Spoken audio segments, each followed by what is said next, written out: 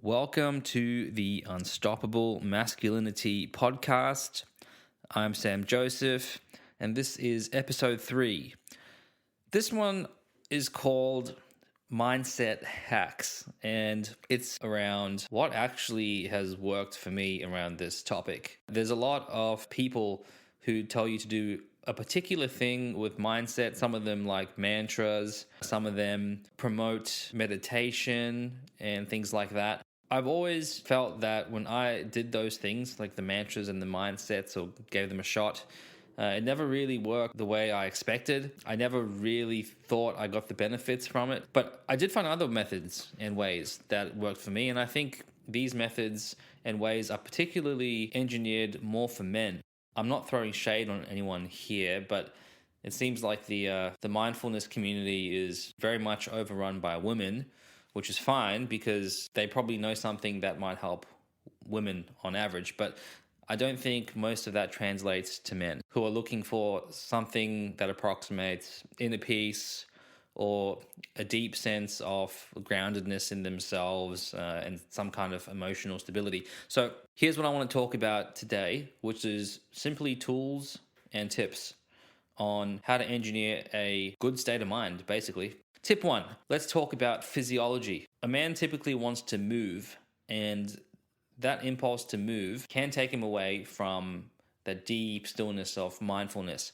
Now, there's a trick you can do, which is you can move and do something that turns you into an automaton. So you can let the body focus on one thing while the mind gets to have a wander. So one thing I've learned about meditation is it's not necessarily trying to silence the mind.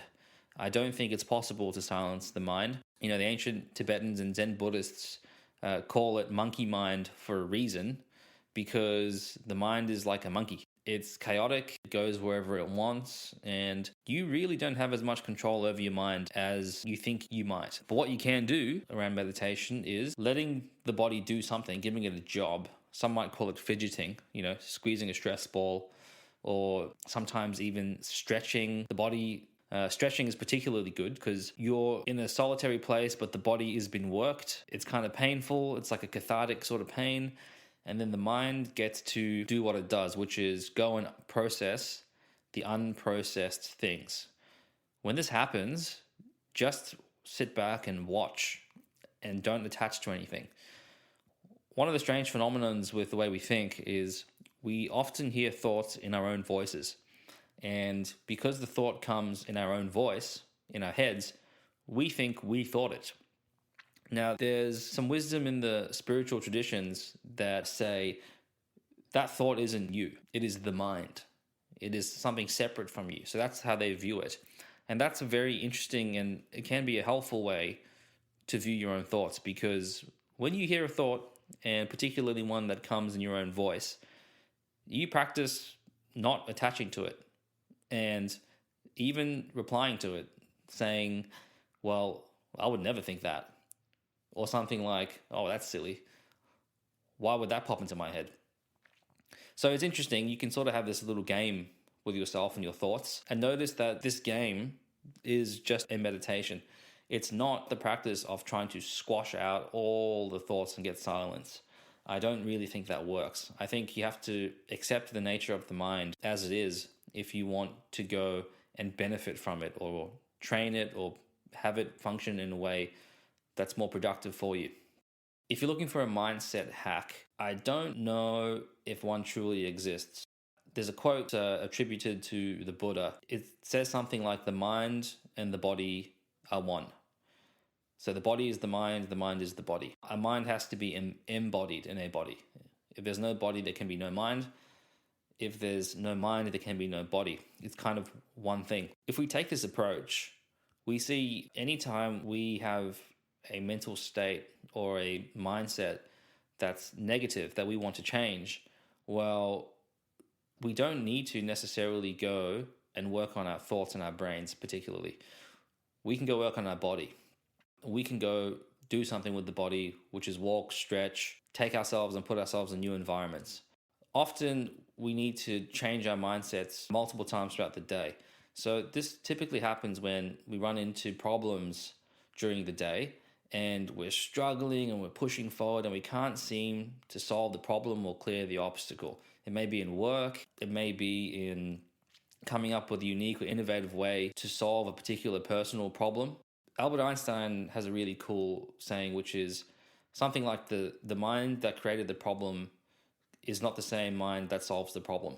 Basically, what that means is when you sit there and you've identified a problem and you cannot get past it, well, that mental condition that identified the problem is not really going to be the one that finds the solution.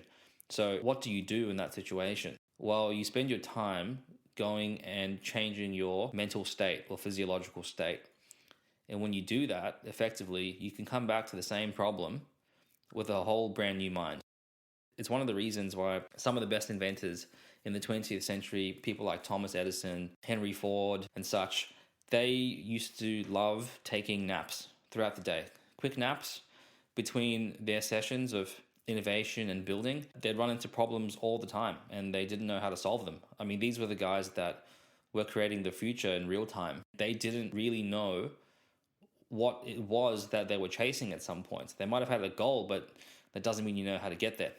So they would take naps and basically they'd come back refreshed with a new mind. That's what I wanted to leave with you today. Don't think about it like it's something you have to create these rigorous or crazy routines on. I think you could start simple if you just worked on your body whenever you feel like you have a mental lapse or you're struggling mentally or your attitude is low.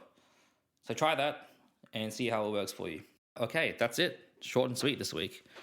This is Sam Joseph, and thank you for listening to the Unstoppable Masculinity Podcast.